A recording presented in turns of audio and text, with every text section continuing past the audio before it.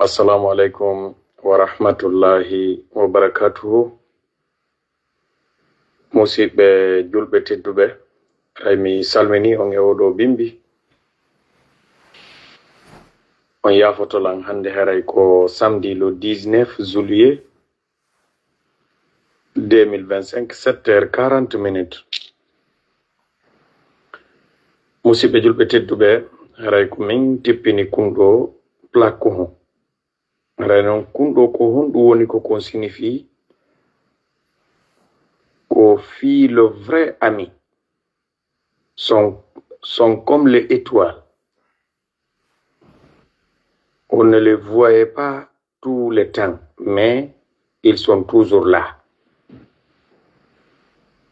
Plakon kon ko honɗum woni ko kon wi'i o yiɓɓe ma ɓen, weldiɓɓe ma ɓen, ɓe nafindirta ɓen, yiɗuɓe ma ɓen. Ɗum ɗo haray no wi'i no wawi wonde marɗo, no wawi wonde tampuɗo, kono ko heewi kon kumplak honɗo ko honɗum woni ko kon sappi ko fii yiɗuɓe ma ɓen ka fondo ɓernde, kono tawa hara feere nde yaajaka kene. Kunɗo ko fii moɗo woni wowlude. Wo yiɓɓe ma ɓen, weldiɓɓe ma ɓen, wona leer nde ɓantiɗa wo yi'ataɓe moggo ma. Par exemple, hiɓe wawi woɗɗitade, ara hiɓe différande pays no gasa woɓɓe ha hande on yidali, ha hande o yi'indirali, ko sabu hito ma ngon, voix maɗa on ka yaltata ɗon, ɗum ɗon walantoɓe ka ɓe ɗaɓɓi ɗon, ka ɓe faala ɗon. Wo ɓen ɗon non hiɓe wa'i wakkode ɗen. Ɗon andi ari e goɗɗo go savanjo wi'uɗo o sigiɗo ma wa'anima wa hoodere, a yi'i nde wo sa a niɓɓiti, a yi'i ɓe yiɓɓe maɗa ɗo wo sa a maapiɗa, sa a ɓittiɗa, sa a jogaɗa, sa a tawi wona a woni fewjude hoore ma. He, on no yewti ko mawni musidɓe. Giɗo ma wona sa a hettiɗa, giɗo ma wona sa a marɗa ko jonna, giɗo ma ko sa a ɓittiɗa, sa a sonjiɗa,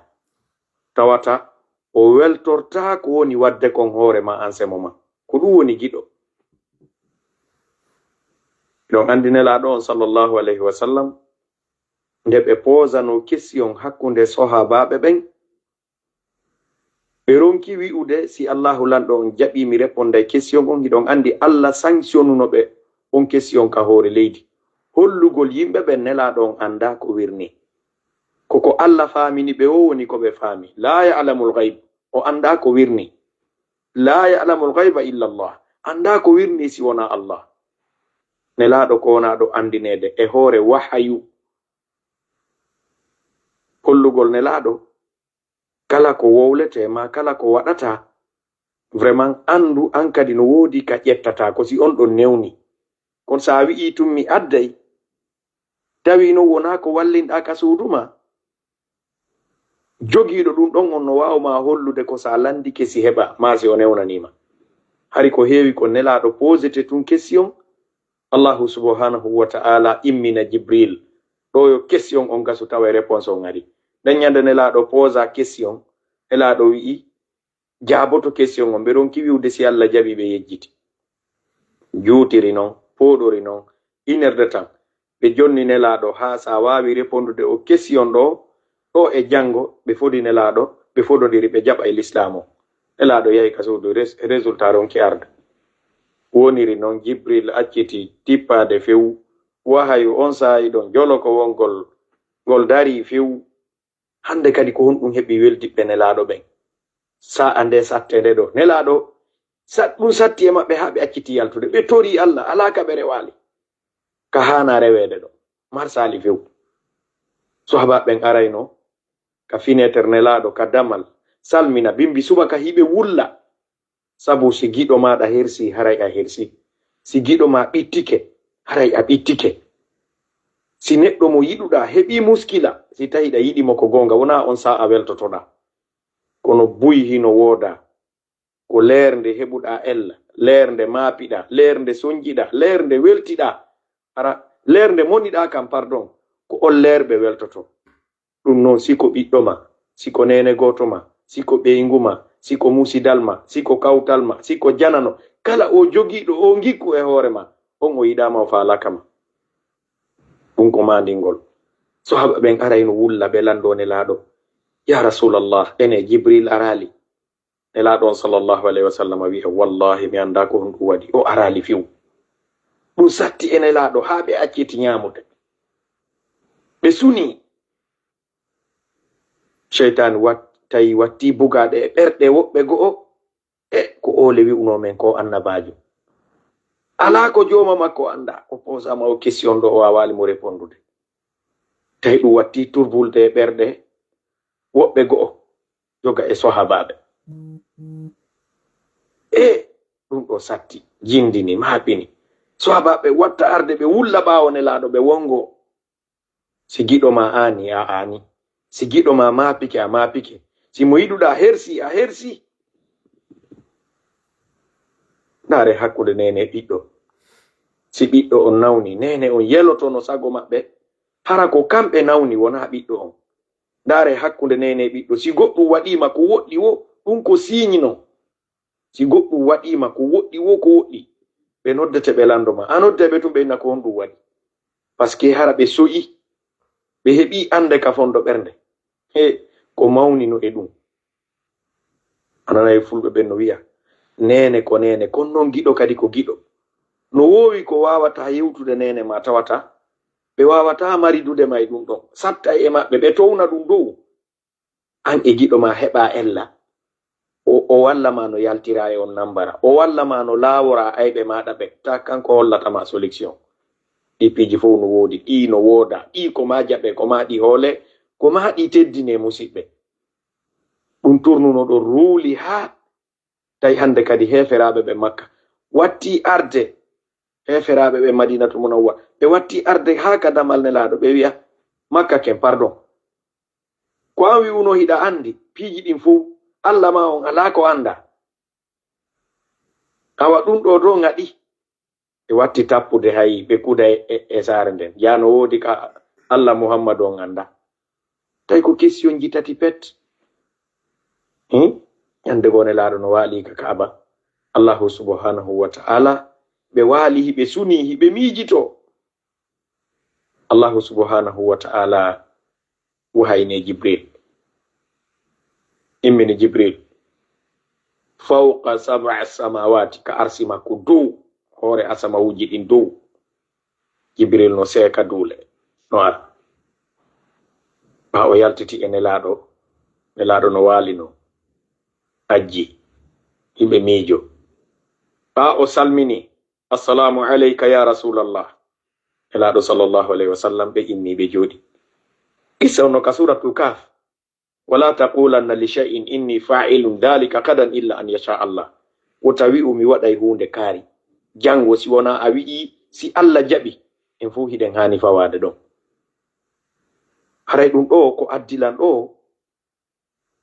ko hollugol ɗo selon ko ɗi binɗi windiɗi ɗo fahitin ɓe wi'i wonde manna giɗo no wa'i wa hoodere a yi'i giɗo maɗa wosa a niɓɓiti hoodere nden tuule tan haray hinde ka asama dow ga kono ko sa a niɓɓiti wosi ɗe yalta yiɓɓe ma ɓen ayyataɓe leernde newi yiɗuɓe ma ɓen ka fondo ɓernde wona leernde newi leernde fo wonanma oke e yiyataɓe ko leernde ɓittiɗa sonjiɗa leernde heɓuɗa ande maapa ko ɗo yiyataɓe ɓe waywa koode ɗen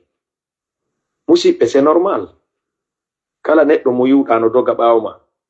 tawi ko fi kum ma kum woni dogirde ma ko fi hutorgol cellal maɗa ngal ma sa nawni ha jakama sa ɓittike ha jakama sa heɓi haaju ha jakama sa fe ko yiɗata yi'ude fof koka uniɗa koka yolliɗa koka maapiɗa koka wullata o wona giɗo ma kadi ko jeeyaɗo kadi e ɓurɗo bonde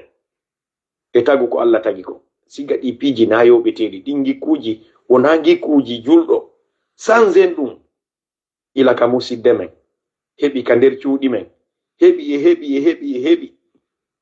sanzen ɗum kala wonde ɗinoneji o yalto e majji. Musidɓe julɓe tedduɓe ko weltana golɗon jarna on musidɓe yimɓe no arde ka privé an proposanalam piiji ɗimi goɗɗi ɗi mi wawataɗi mi gaynataɗi mi tenataɗi.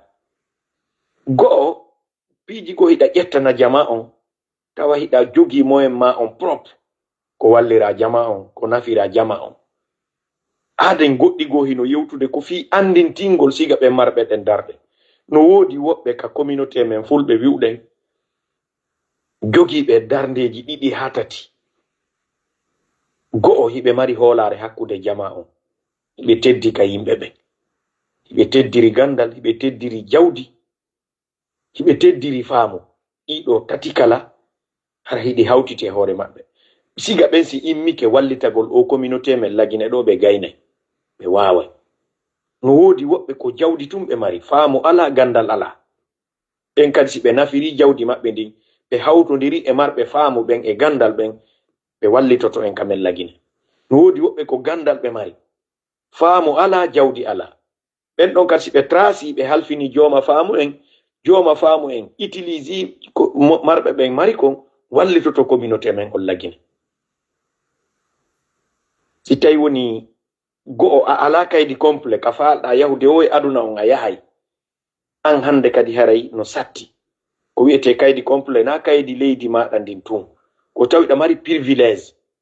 ko immaniɗa o a hendoto ka falɗa yahude o a yahay en travers de moyen maɗa on, en travers de connaissance maɗa on, en travers enen yewtireji ɗi men woni yewtude ɗin ko findintingol anditina no jeeya e jogodiral. Woodi arɓe ka privé an woɓɓe hewtinilan audioji, woɓɓe no wiya a o neɗɗo men ɗo no duwa wonde représente ɗo tous les diaspoginen, surtout nous les communautés pel. Kono ɓe anda lan, ɓe anda capacité an, ɓe anda mbawdi an, ɓe anda no mi wayi, ko nannugol komi wowlata kon ɓe hooloralan ɗum. On faami. No woodi yimɓe tawɓe sago maɓɓe nun hara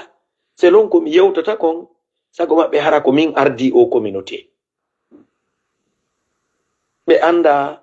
vraiment duuɓi an, ɓe anda embere hakkille an ko komi yewtata kon ɓe o nande ɓe hoolora ɗum. Ɓe yi'a lan o cri de cœur. Haray ɓe wi'i laawol gotol ko laawol si tawi woni ko moƴƴol, ko feewngol, ko kelɗungol. Kono noon si tawi yimɓe ɓen ɗuuɗi tawi jama on heƴata ka laawol laawi buyɗin kadi wallitoto. Fiyo yaawu fottoye ka duwa ton. Kala ka woniri ɗon créa laawol mungol ɗon hara habborali goɗɗo. Ɗum no moƴƴani en wallitoto e moƴƴa musidɓe. Sa yi'i leydi ɓe wi'i ko laawol, embouteillage moƴƴana ɓe haajuji ɓen. Hoolorgol laawol gotol petti faamoɓen ɓe faami wona nafaka men. Kala no jooɗi jebbili habbi ɗon, si ngol ɗon kupi ko probléme, si embouteillage nangingol ko probléme, on patinay. Si laawi no woodi, si on jokkiɗo ha tawi marsata, on yaray ɗo kadi fino marsini ɗo. On fof ko hunde wotere visu ɗon. Finanen ɗum, famanen ɗum. Jaspo Guinéen on hiɗon duwa immade daro, parce que wonɓe ka leydi ɓen ko renaɓe, ko aynaɓe, ko ɓe yewtata kon puyi weltorno ɗo woɓɓe sabu ko ɓe yalti kon ka yaasi. Ɓe wi ɗo ɓe heɓay accès no ɓe koperira, no ɓe rewira laawi ɗin ɓe sorta e ñande niwre. Kono si tawi sitta ka ɓe wonno nder diini ka ɓe yalti ka yaasi, haray ko ɗum wiyete no hulɓinani en yiwno goɗɗum suudu men ndun jogano, responsable ɓe suudu ndun jogata e ɓe ala accès kaydiji ɗin joga, wi'a e jaka sitta si ɓe yaltuno ka yaasi. Joni ɓe yalti ka yaasi, no gasa résultat moƴƴo heɓoyto musidɓe. Ko andingol ɗon ono wonɓe arde ka privé an fof weltanolan, proposanalan ko giggol e hoolagol e maapa. Ko mi wawi kon mi waɗay, ko mi wawata kon harayna mi wawata wadde ɗum ɗon. Ɗum yo henan on. Miɗo yiɗi on tonin ka yiɗuɗon lanɗon. Yo Allah yiɗu en fof meɗen. Yo Allah waɗu en gaynuɓe haaju. Yo Allah waɗu konguɗi men ɗin ɗi battina e duwaɓe darade ɓen.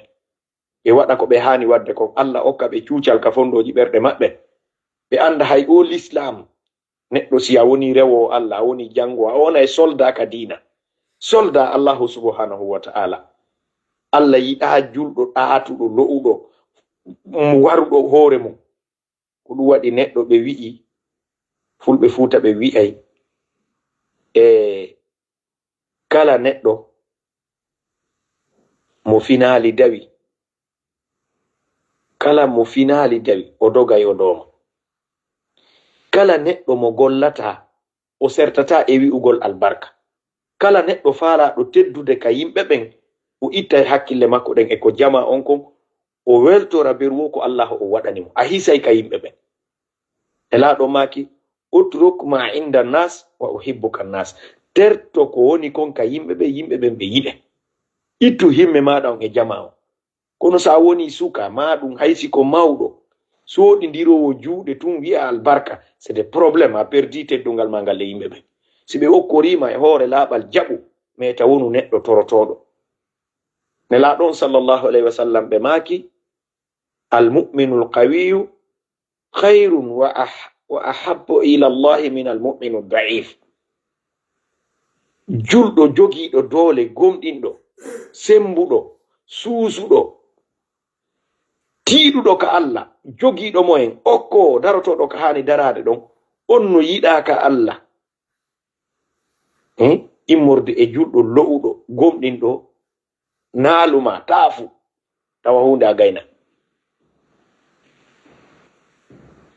on faami fulɓe fuuta ɓe wi'ay wo turo golla ko lekki doga dooma si setti fof ƴetti keri hummunku yalti yahi ka gesele an a jooɗiki a tombidiri juuɗe a woni o yi ilan o yi Allah ɓe wi'i si dabboyi ko ɗon dogata yaha wallitoɗa fi ko feƴƴinira ko ɓe wi'uma on sa'i wo a jaɓay ko ɓe gollinma wo kadi a huway sariya ko ɓe wallinanma wo ko ɗum waɗata tago to jaɓu ɗum Allah okkoren suusuɓe wakkiliɓe gaynoɓe haaju kan hiɗen mari mais ko ronkuɓe yi'ude ɗum woni marɗen haray miɗo weltani on miɗo jarni on yo Allah nanidirɗen yo feppindirɗen yo waɗu en konngol gotol no metti fi non goy si ɗen du'aɗi ɗi du'aji woɓɓe yi'ataɗi en fo ma wonen konngol gotol ɗum ko mustahil wawata laatade en fo en wata wonde immoden joɗoden kono si gaynoɓe haaju ɓen hikkike yeeso koyditi kon jokkay miskin mettana ɓorde waɗu tun ko tawi kon ɗum ɗo mo tañƴini ko nafa jokkay tun are yon ɗo patron jo kelɗuɗo e nder quartier moƴƴuɗo nafo a wata nafude fo mais si njowo sappo wowli inde maɗa moƴƴere ko wallahi woɓɓe tawta ɗon ɓe ñamanalima ñande heɓuɗa probléme bo fof dogay ara le a nafaali fof waɗu tun pihun ka fof nafitorta haysi ko ka village ma tafala yimɓe ɓe waɗe jarak walle a wata okkorde fof saku maaro e bido nebban e ɗuma waɗi pihun ko hoɗo ma ngon fof nafitorta fay feƴƴoɓe ɓen ara e du'anoma ɗum ɗon tun yoni ko ɗaf an a patron jo e nokkure si ɗafala teddungal e yimɓe maɗa ɓen ɗo e a suuɗade waɗana fof 50 000 30 000 sera a wata waɗande fof waɗu pihun ka hoɗo ngon fof nafitorta ɗum ɗon yoni an kadi si tawi a wawata wallitade yimɓe ɓen fof a neɗɗo mo maramo si siga ɗi golleji no wadde an kadi présente jarna ma ittade lokke ma on participa ka golle kala ko nanga ƴettu 1000 francs ma on watta a golli on weltanama on jarnama hiɗen andi hiɗen yiɗidiri hiɗen holodiri araɓe ka privé ji aɓɓen onon ɓe mi wawali ɓen jabade ko fimon o audio merci